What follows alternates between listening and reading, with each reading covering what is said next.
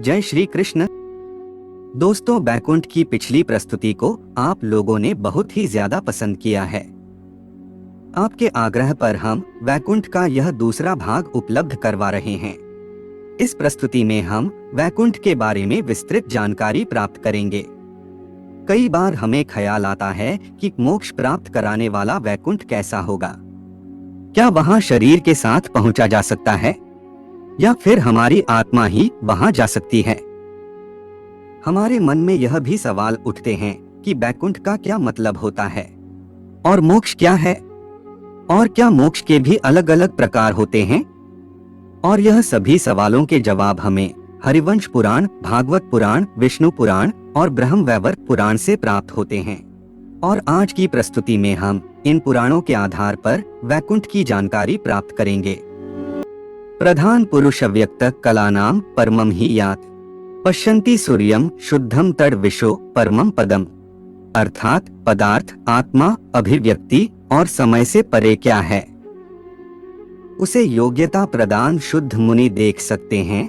वहीं विष्णु का परम धाम वैकुंठ है। और वैकुंठ पदार्थ, आत्मा, अभिव्यक्ति और समय से परे कैसे हो सकता है? इसी बात को समझने के लिए हमें सर्जनहार के द्वारा बनाए गए डायमेंशन यानी कि आयामों के बारे में जानना होगा। आपने 2D और 3D कार्टून फिल्मों के बारे में तो सुना ही होगा। हमारा भौतिक जगत भी इस 3D यानी त्रिआयामी थर्ड डायमेंशन से व्याप्त है और चौथा आयाम है समय। और समय को मिलाकर हम 4 डायमेंशन से बंधे हुए हैं।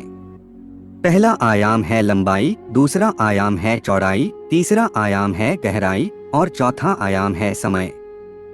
समय को भी हम आगे बढ़ता हुआ महसूस कर सकते हैं, लेकिन उसमें आगे भविष्य में और पीछे भूतकाल में नहीं जा सकते। और यही हमारी इस जगत में मर्यादा है। हमारे वेदों में ऐसे 64 आयाम बताए गए हैं। इन 64 आयामों में से 10 आयामों को मुख्य माना गया है। हिंदू शास्त्रों के अनुसार भूलोक, भुवरलोक और स्वर्गलोक हमारी 4 आयामी सृष्टि में ही बसे हुए हैं। 5वें आयाम को ब्रह्मा आयाम कहा गया है। इसी आयाम में ब्रह्मा निवास करते हैं। यहाँ का समय अलग है। हिंदू धर्म में काल अर्थात समय की धारणा बहुत ही वैज्ञानिक है। एक त्रिश्रेणु से लेकर एक क्षण तक, एक क्षण से लेकर दंड तक, दंड से लेकर मुहूर्त और मुहूर्त से लेकर प्रहर, प्रहर से लेकर दिवस तक, दिवस से लेकर पक्ष, 2 पक्ष का 1 माह, 2 माह की 1 ऋतु, 6 माह का 1 अयन, 2 अयन का 1 वर्ष, 1 वर्ष का देवताओं का 1 दिन, देवताओं के 12,000 वर्ष का 1 महायुग, 71 महायुग का 1 मनवंतर, 14 मनवंतर का 1 कल्प, 1 कल्प अर्थात ब्रह्मा का 1 दिन। और ब्रह्मा के दिन जितनी ही ब्रह्मा की रात्रि, और ब्रह्मा के 1 दिन और 1 रात्रि को मिलाकर बनता है 1 अहोरात्र। इसी तरह महाविष्णु और शिव के समय की कल्पना करना भी मुश्किल है। इसके बाद आगे 6ठे आयाम में महाविष्णु निवास करते हैं।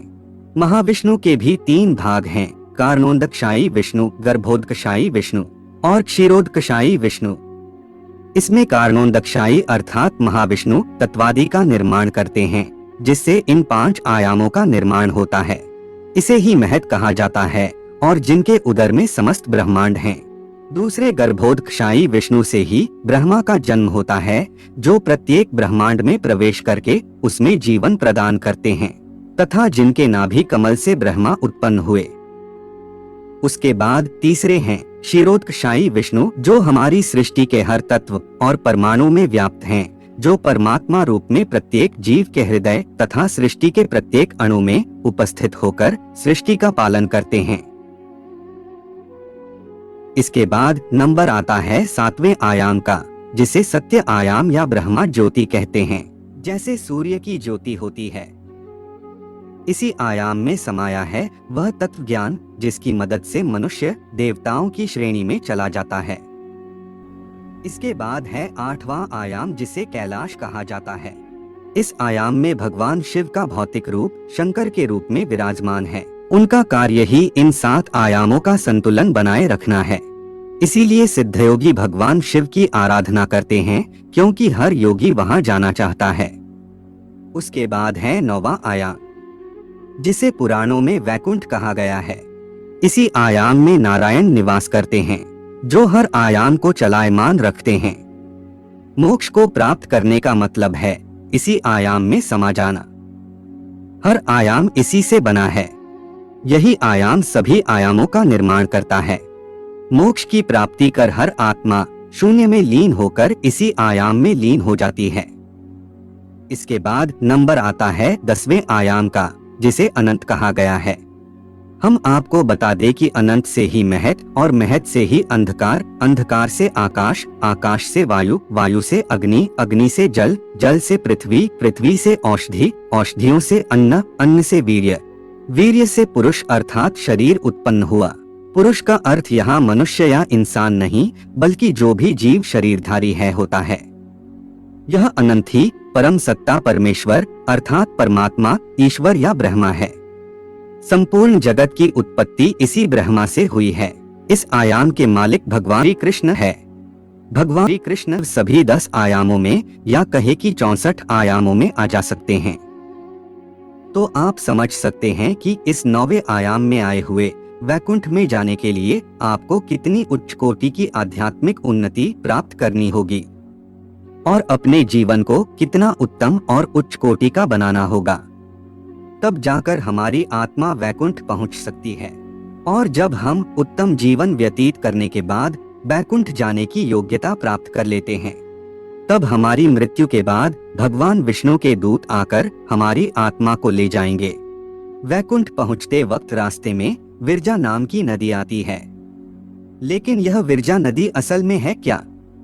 तो हम आपको बता दें कि यह विरजा नदी 9वें आयाम का बाहरी आवरण है और इस आवरण को भेद कर ही आप 9वें आयाम में दाखिल हो सकते हो। वैकुंठ के बाहर बहने वाली नदी या कहे कि आवरण भौतिक और आध्यात्मिक दुनिया को विभाजित करती है। इसमें डुबकी लगाने के बाद आत्मा भूख, दर्द, क्रोध और अन्य भौतिकवादी इच्छाओं से मुक्त हो जाएगी और फिर आत्मा आगे बढ़ती है और भगवान विष्णु के वैकुंठ में पहुंच जाती है। तो दोस्तों, आपको हमारी यह जानकारी पसंद आ रही है और आप आगे की जानकारी जानना चाहते हैं तो कमेंट में पार्ट 3 अवश्य ही लिखें। उम्मीद करते हैं हमारे द्वारा दी गई जानकारी आपको पसंद आई होगी। अपने दोस्तों रिश्तेदारों का साथ शेयर अवश्य करें। ऐसे ही सटीक जानकारी के लिए चैनल को सब्सक्राइब करके बेल नोटिफिकेशन को ऑन पर सेलेक्ट कर लीजिए। नमस्कार दोस्तों।